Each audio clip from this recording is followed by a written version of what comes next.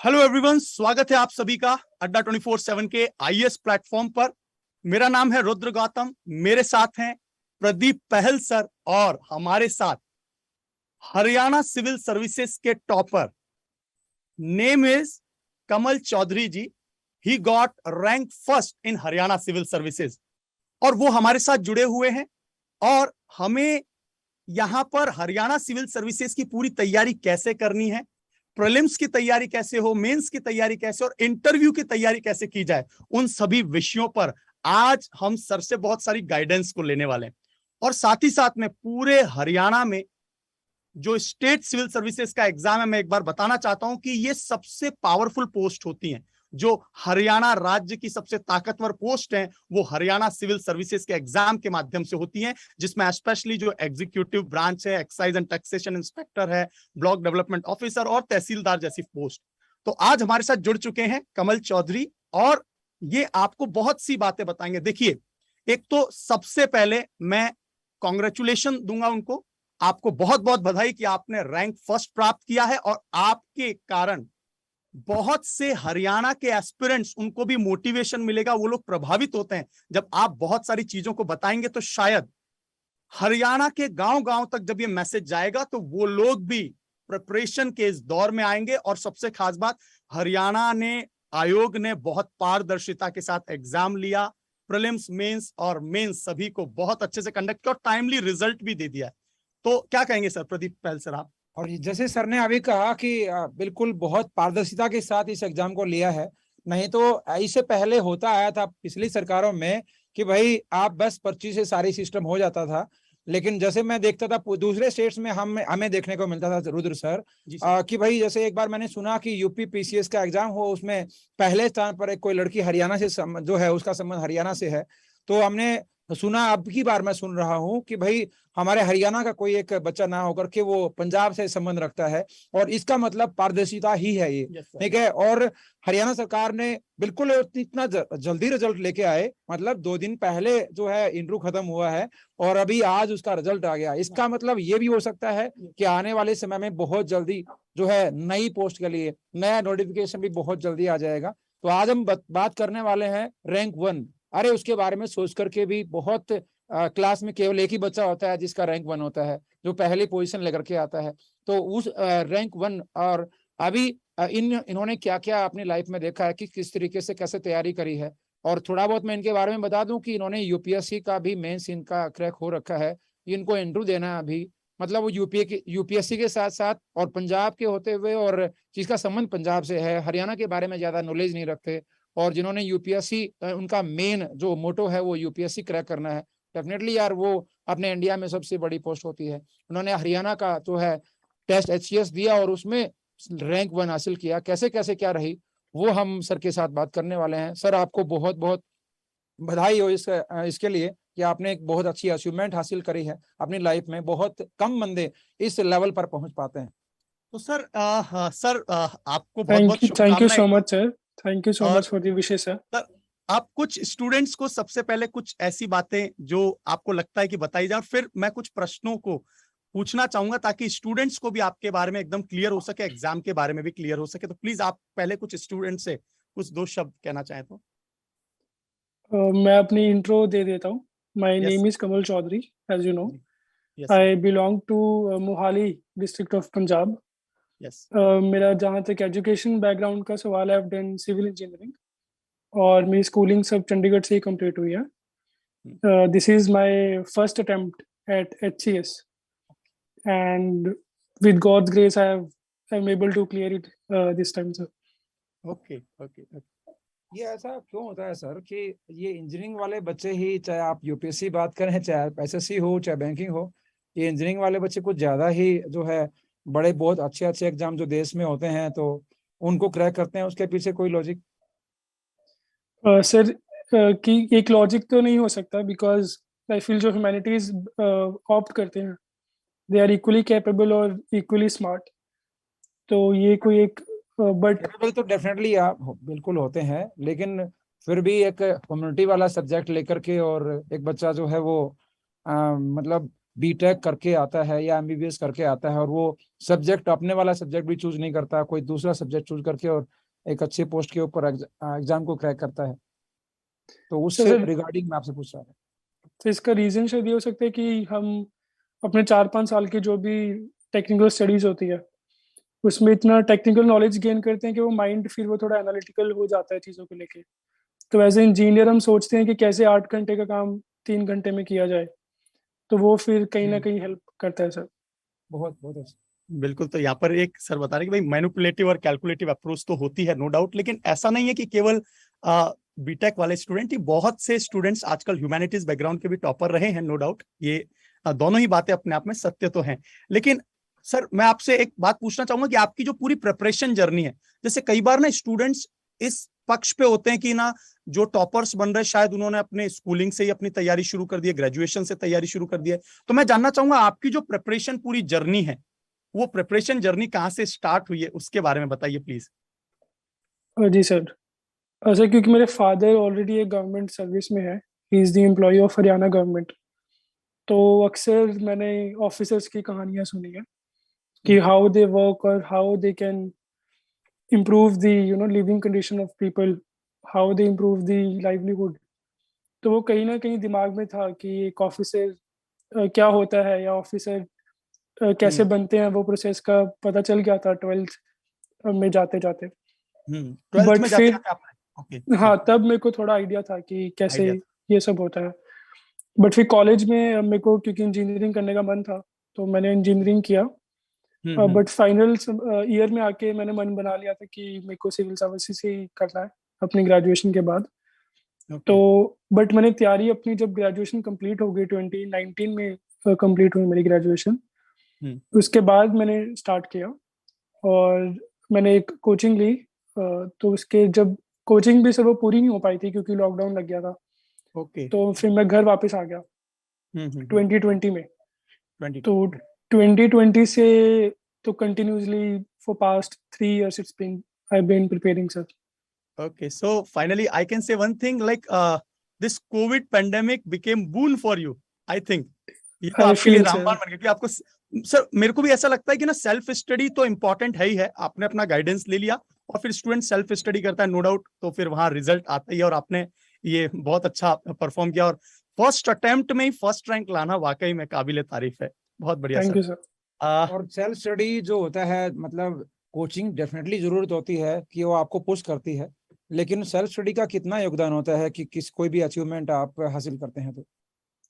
So I think 100% तो I feel it's all self study कि आप कितना, क्योंकि कोचिंग वाले आपको डेफिनेटली एक डायरेक्शन प्रोवाइड कर देते हैं कि आप ये पढ़िए, but at the end of the day आपको वो बुक खुद ही जाके खोलनी है और खुद ही पढ़ना है। तो सेल्फ स्टडी का तो सबसे बड़ा हाथ होता ही है सर।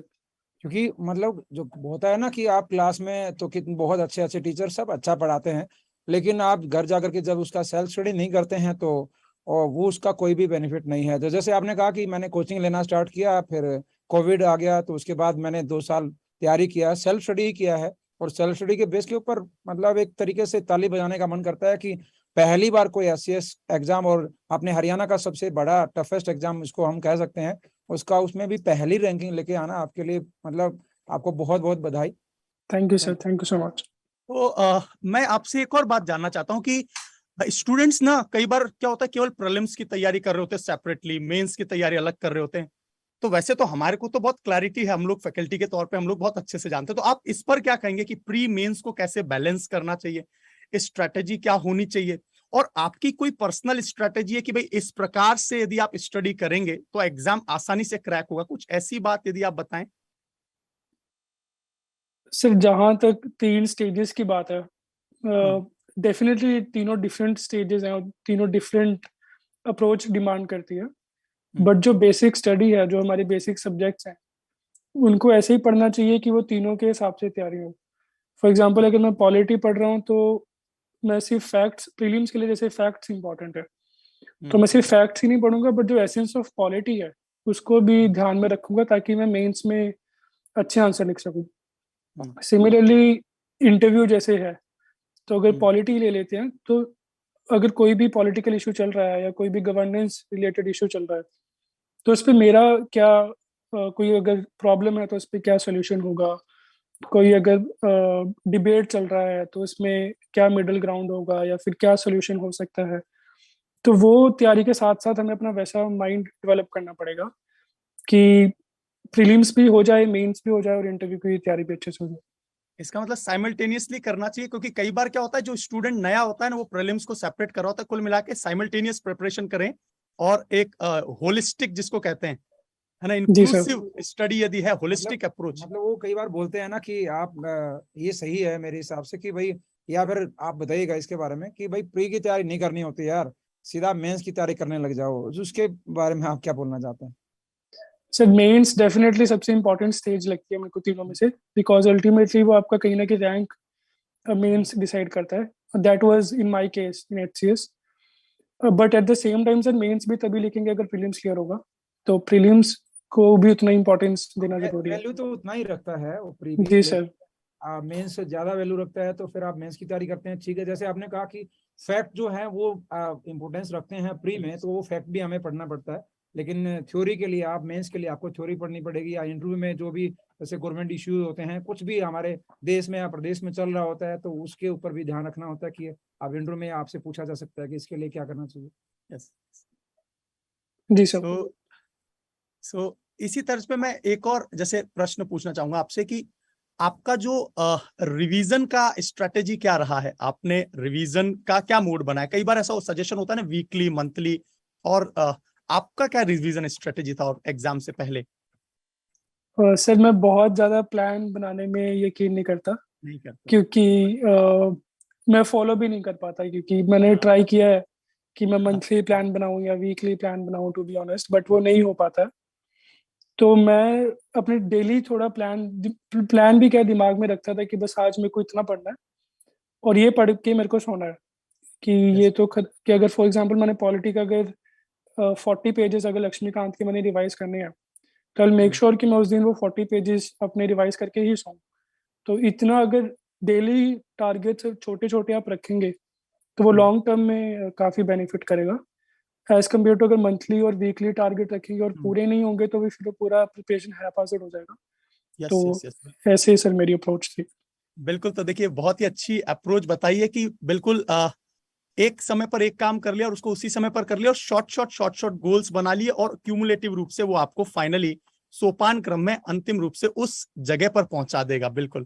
तो जी सर। मैं एस्पिरेंट्स को थोड़ा सा कुछ फैक्ट बता दूं कमल चौधरी जी के बारे में कि if am I not correct, please मुझे करेक्ट कर देना, कि टोटल जो मार्क्स होते हैं वो 675 होते हैं मेंस में, और जैसा उन्होंने 675 टोटल मार्क्स है मेंस और इंटरव्यू के, और 675 में से आपके जो मार्क्स आए हैं वो आए 398.75, और उसमें जैसा बता रहे हैं कि mains is the most important phase, तो आपके 358, if am I not correct? Sir 359 sir. 359, yes, yes. 359 marks आए। और आपने बोला है कि मेंस में सबसे ज्यादा मार्क्स का जो मदद मिलता है ना, वो अल्टीमेटली आपका फाइनल टॉपर लिस्ट में लेके जाता है। ये बिल्कुल सुनिश्चित है, सत्य बात है।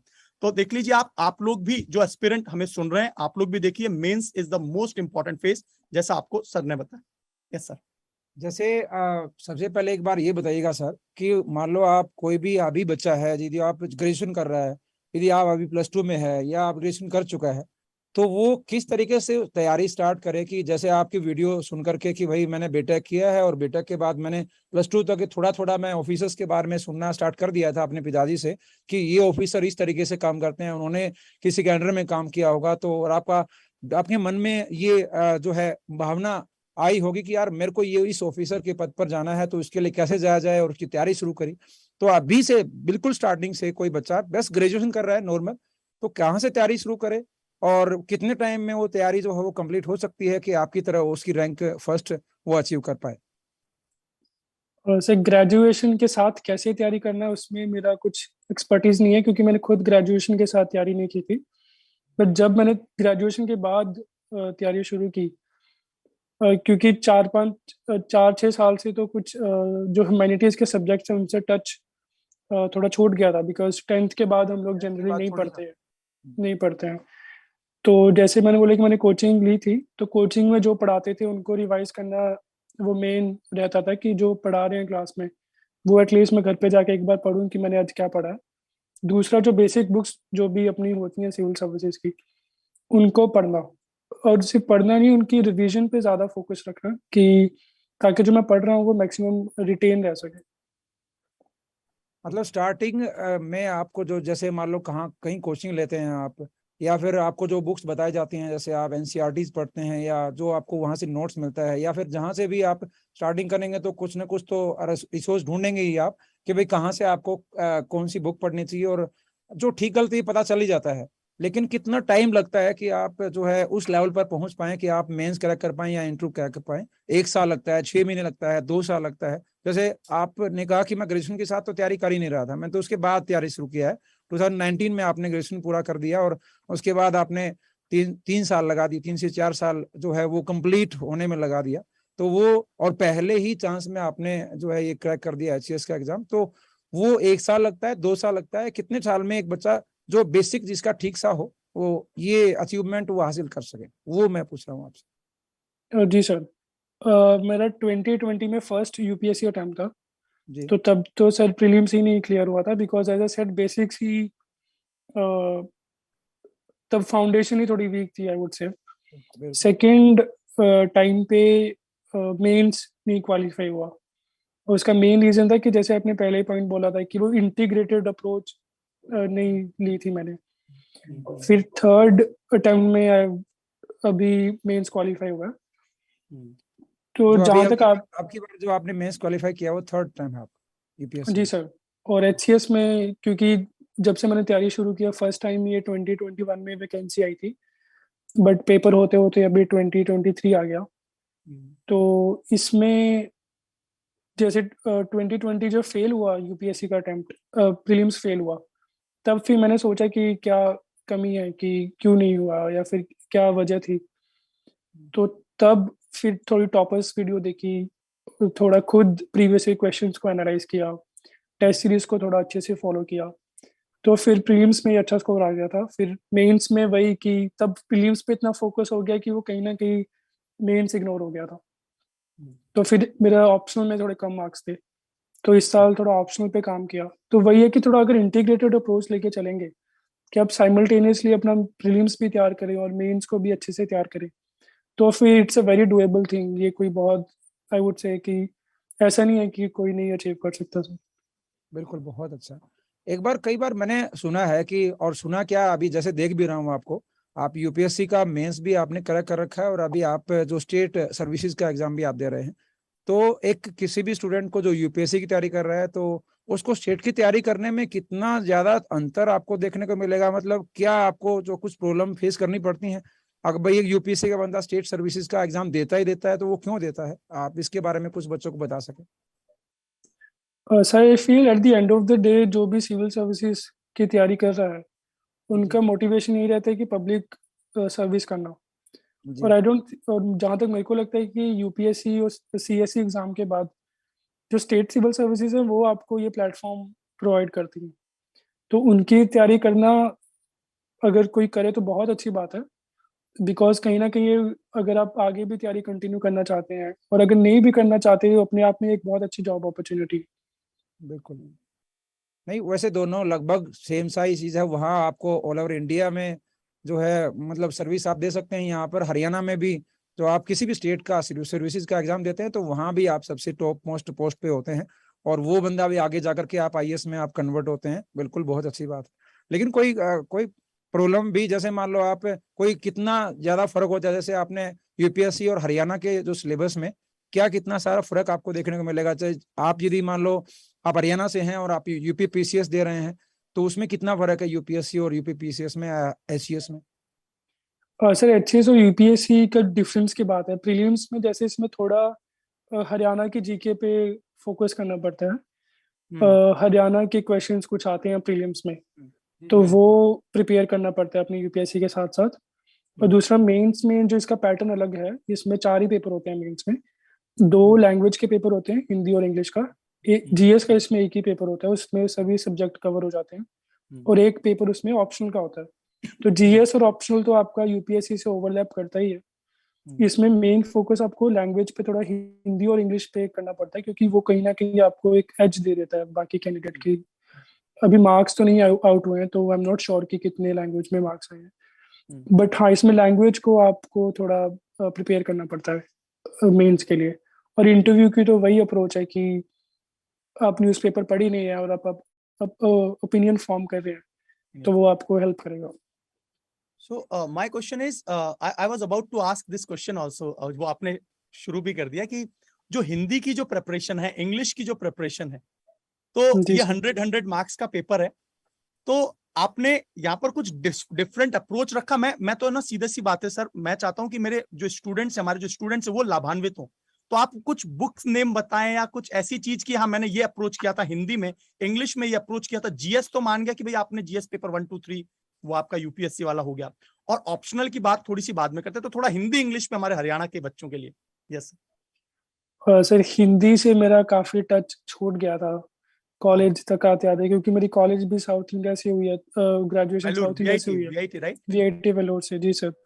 हाँ तो हिंदी से तो काफी टच लिखना और काफी छूट गया था, बट इस एग्जाम में आप हिंदी को तो बिल्कुल इग्नोर नहीं कर सकते, क्योंकि एक तो क्वालिफाइंग पेपर है, आपको 33% तो लाना ही लाना है। बिकॉज अगर आप बाकी सब्जेक्ट्स में भी अच्छा स्कोर कर रहे हैं, अगर हिंदी को पास नहीं कर रहे हैं, तो देयर इज नो पॉइंट। तो हिंदी में मेरी सिस्टर की मैंने हेल्प ली। उन्होंने काफी मेरी हेल्प की हिंदी को अच्छा लिखने में और करने में। एक राघव प्रकाश की शायद उनकी बुक आती है, एक बुक है। मैं जानता हूं उनको, खैर जी राजस्थान सर। की बात कर रहे हैं आप। हाँ जी सर, उनकी मैं बुक जानता हूं, को पर्सनली मैंने, जानता हाँ हूं। जी, उनकी ग्रामर को मैंने अच्छे से पढ़ा। हाँ तो ये दो चीजें मैंने हिंदी में की, और थोड़ा लिखने की प्रैक्टिस की हिंदी में, तो हाँ कि हाँ अपना वो राइटिंग को फिर से वो लेके आना। जो स्कूल में जैसे हिंदी लिखते थे, तो स्कूल में तो लैंग्वेज में अच्छे मार्क्स आते थे, बट वो हाँ कहीं ना कहीं ग्रेजुएशन में जाके वो टच नेचुरली छूट जाता है। बट वो अगर आप प्रैक्टिस करेंगे तो हो जाएगा। और इंग्लिश में भी सेम, कि जैसे दोनों में, हिंदी और इंग्लिश में, ऐसे को थोड़ा अच्छा वेटेज मिलता है। शायद 30 मार्क्स के ऐसे थे। तो ऐसे को आप जितना ओरिजिनल 30 रखेंगे 30 और यस, जितना, 30 30 है दोनों के। Yes yes. जी सर, तो ऐसे को आप जितना ओरिजिनल रखेंगे और जितना अच्छे से और एक्सप्रेस कर पाएंगे, फ्लो रखेंगे, तो आई थिंक वो आपको हेल्प करेगा। करें तो आपका आपने बिल्कुल क्लैरिटी के साथ हमें, देखो सर ने आपको, एक तो सर मैंने ना प्रीलिम्स के बारे में देखा था। नॉर्मली प्रीलिम्स का पेपर ना, मतलब मुझे नहीं लगता कि इतना आसान पेपर था। बहुत ही बैलेंस्ड और सधा हुआ पेपर बनाया था हमने। पूरा पेपर का सोल्यूशन डिस्कस किया था अड्डा 24/7 पे। बहुत सारे स्टूडेंट्स ने देखा था उसे। और उसके बाद में मैंने देखा कि बहुत एनसीईआरटी से कोर कॉन्सेप्ट पूछे गए थे, if am I not wrong, है ना। एनसीईआरटी से उन्होंने हैंड पिक्ड क्वेश्चन निकाले थे, चाहे ज्योग्राफी हो, साइंस के बहुत अच्छे प्रश्न पूछे गए थे। यस सर, हाँ है जी, ना। हाँ जी, हाँ जी, हाँ हाँ। जी। और उसके बाद में हिंदी इंग्लिश का आपने पूरा बता दिया। और जीएस का पेपर जो है उसमें 6 मार्क्स एंड 14 मार्कर क्वेश्चन थे, है ना। जी जी 6 मार्कर एंड 14 मार्कर, जैसे यूपीएससी में 10 और 15 होता है। और उधर एक और बात ध्यान रखिए कि सर से एक और चीज पूछ लेते कि भाई टोटल हरियाणा में 29 ऑप्शनल सब्जेक्ट है, आपके पास 29 अलग अलग ऑप्शनल हैं, लेकिन आपने जो है एंथ्रोपोलॉजी लिया। तो मैं ना एंथ्रोपोलॉजी की विशेषज्ञता पर तो जाऊंगा, तो वो बहुत ही स्पेसिफिक हो जाएगा। मेरा आपसे प्रश्न है कि ऑप्शनल का जो चुनाव होता है वो कैसे एक बच्चा करे। ये एक बहुत अच्छा प्रश्न हो सकता है कि स्टूडेंट का सबसे ज्यादा जो कंफ्यूजिंग पॉइंट है वो ये होता है, ऑप्शनल को कैसे चूज किया जाए। यस प्लीज सर, बताइए। एंथ्रोपोलॉजी का तो बहुत इंटरेस्टिंग किस्सा है मेरे लिए, बिकॉज स्पेशली एचसीएस में जो ये वाला एग्जामिनेशन था, 2021 का जो नोटिफिकेशन था, इसी time anthropology first time introduce हुआ था एचसीएस में, पहले नहीं था। क्योंकि जो लास्ट टाइम एचसीएस का एग्जाम हुआ था उसमें कुछ सब्जेक्ट्स नहीं थे ऑप्शनल के, बट मैंने ऑलरेडी अपना यूपीएससी की क्योंकि तैयारी शुरू कर दी थी, तो मैंने एंथ्रो चूज कर लिया था। बट लकीली एचसीएस ने इस साल जो भी यूपीएससी के जो भी ऑप्शनल थे वो सबके सब इंट्रोड्यूस कर दिए थे एज इट इज। तो वो मेरे फेवर में काम किया, नहीं मेरे को कुछ और ऑप्शन लेना पड़ता है एचसीएस के लिए अलग से। अच्छा हाँ, वैसे आपका यूपीएससी में भी ऑप्शनल एंथ्रोपोलॉजी है। जी सर, एंथ्रोपोलॉजी ही था। पहली बार हरियाणा ने एचसीएस ने ये भी तो किया था ना सर, कि यूपीएससी वाला पैटर्न पहली बार एचसीएस में अपनाया जी गया। जी जी सर। और पहले मैं वो एंथ्रो की ऑप्शनल कैसे चूज करना है वो बता देता हूँ। प्लीज बताइए। हाँ जी सर, ऑप्शनल आई थिंक आप बहुत अच्छे से समय लेके डिसाइड करके चूज करें, बिकॉज कहीं ना कहीं ऑप्शनल एक डिसाइडिंग फैक्टर हो जाता है। आपका लिस्ट में नाम आना, रैंक आना ऑप्शन पे डिपेंड करता है कहीं ना कहीं। तो ऑप्शन को चूज करने के लिए जो मैंने देखा था कि मेरे पास, मैंने 3-4 ऑप्शन शॉर्टलिस्ट किए थे। एक सिविल इंजीनियरिंग को ही मैंने कंसीडर किया था जो मेरा ग्रेजुएशन सब्जेक्ट था। दूसरा एंथ्रोपोलॉजी था। जी सर। और तीसरा मैंने सोशियोलॉजी और PSIR, इन चारों को मैंने कंसीडर किया था। आपने बट हम्म, बट एंथ्रोपोलॉजी को मैंने इसलिए प्रेफर किया क्योंकि उसका जो सिलेबस है वो अपने आप में ही बहुत इंटरेस्टिंग है। उसमें अगर आप देखेंगे कि उसमें एक साइंटिफिक कंपोनेंट भी है, फिजिकल एंथ्रोपोलॉजी, देन एक उसमें एक सोसाइटी भी है, सोशल एंथ्रोपोलॉजी, देन हम फिर ह्यूमन एवोल्यूशन, ट्राइबल्स, तो काफी डाइवर्स सिलेबस है। तो पढ़ने में मेरे को लगा था कि मजा आएगा इसको, कि अगर मेरे को लॉन्ग टर्म में पढ़ना पड़ा। और सेकंड, गाइडेंस रेडिली अवेलेबल थी। और उस साल एक्चुअली जो टॉपर थे, जब मैंने 2019-2020 में शुरू किया था, तो टॉपर शायद सेकंड रैंक अक्षर जैन सर थे, उन लोग का एंथ्रोपोलॉजी ऑप्शन था। तो मेरे को पता चला था कि अच्छा ये ऑप्शन में ऐसे है। तो ऑप्शनल तो आई फील बहुत सोच समझ के आप चूज करें, हड़बड़ी में ना चूज करें, बिकॉज कई बार लंबा पढ़ना पड़ जाता है, as it was in my case. Judgement लिया जा सकता है क्या प्रीवियस ईयर के क्वेश्चंस को देख के? 2-4 आपने जैसे 4 बताया कि 4 में से कोई एक ऑप्शनल आपको चूज करना था 4 सब्जेक्ट में से, तो क्या प्रीवियस ईयर के क्वेश्चन से कैसे, प्रीवियस ईयर के क्वेश्चन से भी डिसीजन लिया जा सकता है क्या आपके अकॉर्डिंग? अच्छा, प्रीवियस ईयर क्वेश्चन तो मेरे को नहीं लगता कि इसमें आपको इतना हेल्प करेगा। स्पेशली आप सिविल इंजीनियरिंग के प्रीवियस ईयर क्वेश्चन देख सकते हैं, लाइक जिस सब्जेक्ट में आपकी नॉलेज है। फॉर एग्जांपल आपने हिस्ट्री में मान लो अपनी ग्रेजुएशन की है, तो आपको अगर हिस्ट्री परस्यू करना है तो प्रीवियस ईयर क्वेश्चन आपको डेफिनेटली हेल्प करेगा। But in my case anthropology में प्रीवियस ईयर क्वेश्चन देखना तो पॉइंट नहीं था, क्योंकि वो टोटली एक कंप्लीट न्यू सब्जेक्ट था मेरे लिए। But at the same time as a said कि एक अपने आप में बहुत इंटरेस्टिंग सब्जेक्ट है। तो थोड़ा मैंने सीनियर्स से अपना कंसल्ट किया, थोड़े अपने टीचर्स और गाइडर्स मेंटर्स से उनसे डिस्कस किया, तो I decided to continue with anthropology. मतलब जब कोई भी सब्जेक्ट चूज करते हैं, तो जैसे मान लो आपने बीटेक कौन से सब्जेक्ट से किया है? Sir civil engineering sir.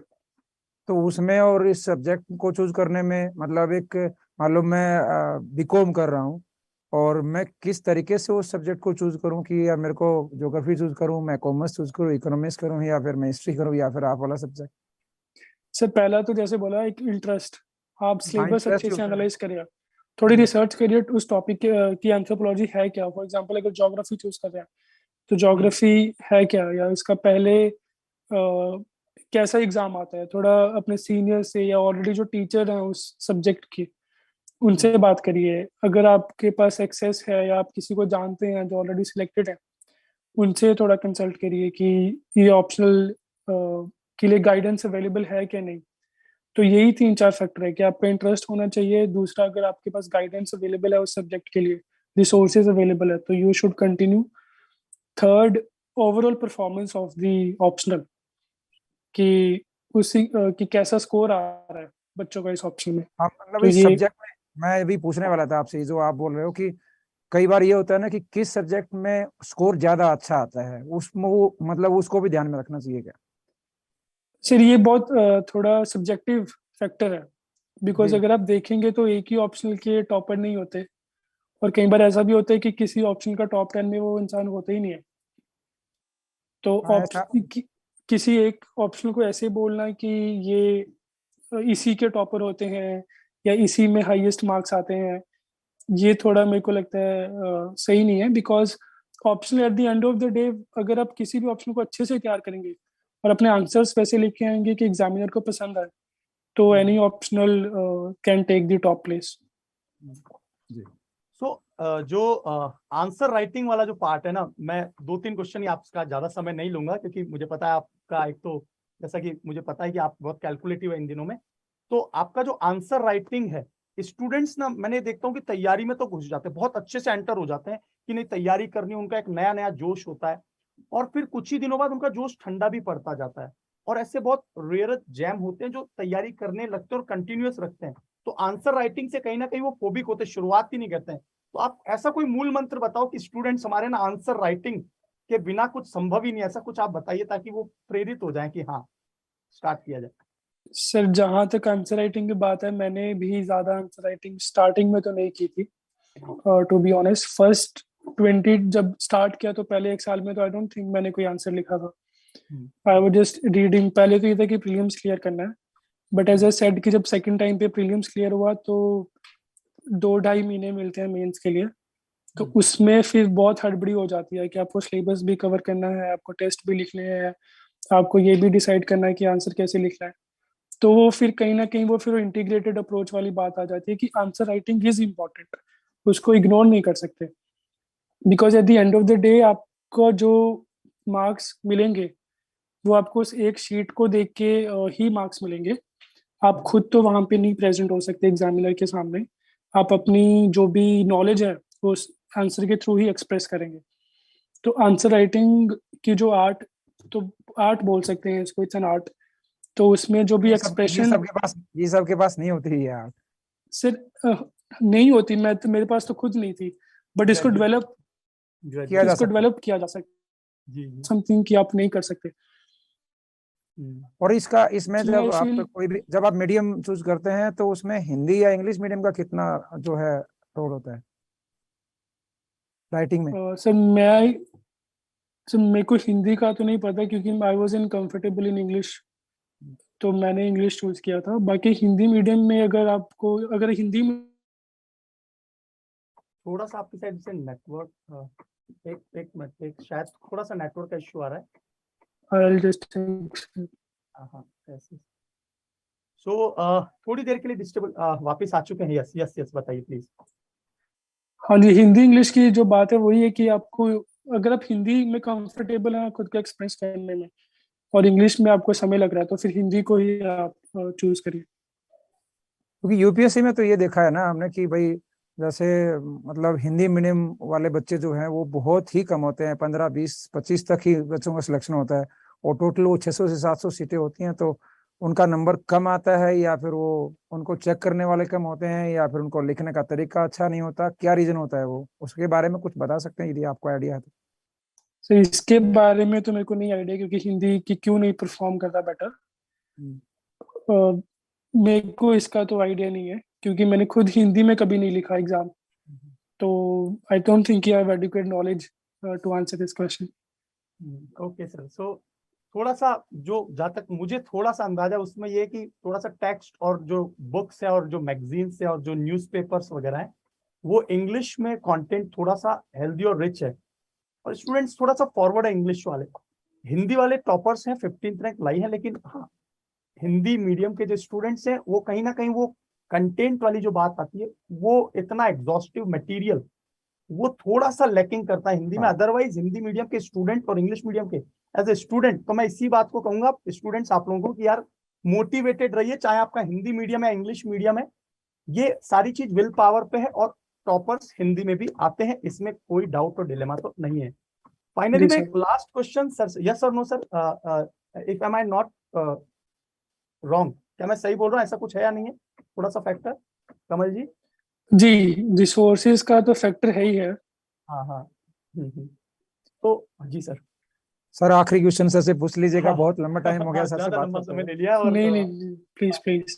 Final जो है ना वो थोड़ा सा लंबा प्रश्न हो जाएगा, आप अच्छे से ही बता देंगे तो ज्यादा अच्छा रहेगा। कि एक तो इंटरव्यू बोर्ड जो है स्टूडेंट्स को कुछ एग्जैक्ट क्लैरिटी नहीं होती कितने बोर्ड मेंबर्स होते हैं और एक दिन में कितने इंटरव्यू चल रहे थे, क्योंकि मुझे याद आ रहा है 30 से लेकर और 5 फरवरी तक आपका इंटरव्यू चला। और इंटरव्यू में यदि आप कुछ बहुत ही ऐसा क्वेश्चन जो आपको नहीं आया हो या फिर ऐसा क्वेश्चन जो आपको लगा हो यार ये तो बहुत अच्छा क्वेश्चन था, तो इस तरह का कुछ पूरा एक्सपीरियंस थोड़ा सा इंटरव्यू का शेयर कर दीजिए। मतलब किस तरीके के क्वेश्चन पूछे जाते हैं वो एक बार आप आपका एक्सपीरियंस बता दीजिएगा हमें।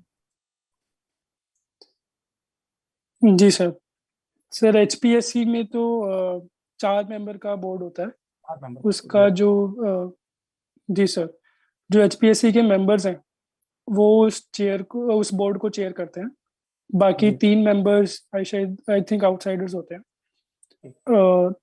तो जहाँ तक इंटरव्यू का सवाल है 20-25 मिनट का इंटरव्यू चलता है और उसमें बहुत ही डाइवर्स क्वेश्चंस मुझसे पूछे गए थे। उन्होंने मेरे एजुकेशन बैकग्राउंड जो सिविल इंजीनियरिंग है उनसे कुछ क्वेश्चंस थे, दूसरा क्योंकि मेरा इंटरव्यू 3 तारीख को था और बजट आया था उससे एक दिन पहले, जी 1 तारीख को बजट आया था, तो बजट से क्वेश्चन थे कि आपको क्या बजट की प्रोविजंस में अच्छा लगा और क्यों लगा, उससे क्वेश्चन थे। तीसरा थोड़े HR बेस्ड क्वेश्चंस होते हैं कि why HCS and why not continuing the civil engineering, उनसे क्वेश्चन थे। फिर चौथे टाइप के कि आपकी थोड़ी ऑनेस्टी और आपकी एथिकल वैल्यूज को चेक करने के लिए थोड़ी केस स्टडीज आपसे सिचुएशन में आपको डाला जाता है हाँ बिल्कुल कि आप तब क्या करेंगे। जी तो इस प्रकार से क्वेश्चन थे। तो कुल मिला के मतलब आपका वो इस तरीके के क्वेश्चन नहीं पूछे जाते। जहां तक मैं बात कर रहा हूँ कि भाई आप जब आ रहे थे यहाँ तो कितनी सीढ़ियाँ थी या कितने बटन हैं आपके शर्ट में, इस तरह का क्वेश्चन नहीं पूछा जाता है। नहीं सर, वो मूवीज में अक्सर दिखाते हैं, बट ऐसा एक्चुअल इंटरव्यू में तो नहीं हुआ अभी तक। जी सर। तो फाइनली आपके साथ हमारा जुड़ना वाकई में नॉट ओनली हमारा बल्कि मेन उद्देश्य था हमारा कि हमारे ज्यादा से ज्यादा स्टूडेंट्स हमारे इस वीडियो को देखें और वो प्रेरित हों कि वो भी अपनी हरियाणा सिविल सर्विसेज की तैयारी करें, जिस प्रकार से पहले ही प्रयास में पहला रैंक 1 लेकर आए हैं। उम्मीद करूंगा आप लोग थैंक भी यू सभी सर। के साथ। यस सर, बहुत बहुत बधाइयां वैसे आपको। मेरा एक प्रश्न फिर भी रह जाएगा और वो बहुत शॉर्ट में होगा, क्योंकि कई बार ऐसा होता है कि हमको जी जी, वैसे तो पूछे कुछ। शुरुआत में पूछ लेना चाहिए था कि the personality you look up to, वह व्यक्तित्व जिसे आपको लगता है इसके कारण इनके कारण, चाहे वो परिवार में हो या फिर हो सकता है कोई ऐसा व्यक्ति जो जैसे कलाम साहब कोई भी, तो आपको ऐसे कौन से व्यक्ति थे जो बहुत ज्यादा प्रभावित किया? तो मैं ये एक प्रश्न रखना चाहूंगा। यस सर, शुरू से ही मेरे father has been the role model, शुरू से ही, कि वो एक इंस्पिरेशन, कि उनकी पर्सनालिटी जो है या फिर उनकी जो एक तरह से थ्रू आउट माई जर्नी एक अप्रोच रही है, एक गाइडेंस रही है, एक सपोर्ट जो रहा है, वो मेरे लिए काफी इंस्पिरेशनल था शुरू से। ओके, तो बहुत बहुत धन्यवाद सर आपका, और आपने बड़ा कीमती समय दिया है। डेफिनेटली जैसे सर ने बोला कि बहुत कैलकुलेटिव आप होंगे अभी, और क्योंकि मतलब अभी रिसेंटली सिलेक्शन हुआ है तो एक जो आपका एक मतलब खुशी जो होती है तो उसको कैसे समेटना है तो वो भी आप सीख रहे होंगे, क्योंकि जी सर, जी सर। इतने बड़े पद पर वो भी फर्स्ट रैंक के साथ आपकी मर्जी के अकॉर्डिंग आप जो है जगह लेने वाले हैं। और आशा करते हैं कि आप यूपीएससी में आप जब आपका मेन क्रैक हुआ है तो आप वहाँ आपकी रैंकिंग फर्स्ट हो। और आपने अपने एक्सपीरियंस बताए सारे, और किस तरीके से मैंने तैयारी स्टार्ट की, कैसे आप सब्जेक्ट आपको चूज करने चाहिए, ठीक है, किस तरीके से तैयारी करना चाहिए, कितने टाइम में आप तैयारी कर सकते हैं, वो आपने सब कुछ बताया है जितना जो है। और आप सभी बच्चे बिल्कुल जी आप इन सभी बातों को ध्यान में रखते हुए अपनी तैयारी कंटिन्यू करें, क्योंकि जितना जल्दी रिजल्ट आया है ना सर, मैं बात करना चाहता हूँ कि अभी आने वाली जो नई पोस्ट आने वाली है तो जल्दी ही नोटिफिकेशन जो है नया भी आ जाएगा, तो आप अपनी तैयारी शुरू कर दीजिएगा भाई, क्योंकि 2 महीने 4 महीने में बरसाती मेंढक बन करके SCS में फर्स्ट रैंक नहीं लाई जाती या यूपीएससी क्रैक नहीं हो सकता है। बिल्कुल। तो एक तो मैं सभी स्टूडेंट्स एस्पिरेंट्स जो भी इस वीडियो को देखेंगे, मैं आप सभी से आशा करूंगा कि आप लोग सभी वेल विशर की तरह काम करें, और आपकी शुभकामनाएं कमल चौधरी जी के लिए आगे भी लगी रहें, और वो हरियाणा को बहुत अच्छी सेवा दे, और जल्दी मैं देखना चाहूंगा कि देश में भी वो अच्छी सेवा दे। इसकी शुभकामना जरूर करना उनके लिए। और साथ ही साथ में मैं आपको कहूंगा कि लगातार आप जुड़े रहिए अड्डा 24/7 के साथ। हम आपके लिए लगातार इसी प्रकार से टॉपर स्टॉक लेकर, है ना, टॉपर स्टॉक लेकर आते रहेंगे। इसी प्रकार से जुड़े रहिए हमारे साथ। बहुत बहुत धन्यवाद कमल चौधरी जी, आप हमारे साथ सदैव बने रहना। समय समय पर हम आपके जो वक्तव्य हैं, आपका जो रूमिनेशन है, उससे हम लोग लगातार लाभान्वित होते रहेंगे। हमारे हरियाणा के जो स्टूडेंट्स हैं वो भी उससे लाभान्वित होते रहें। इसी कामना के साथ आज वीडियो का समापन यही करते। Thank you so much. Thank you so much sir. Thank you so much. Thank you sir, बहुत बढ़िया रहा आपके साथ। Thank you so much sir, it was pleasure. Thank you sir. Okay.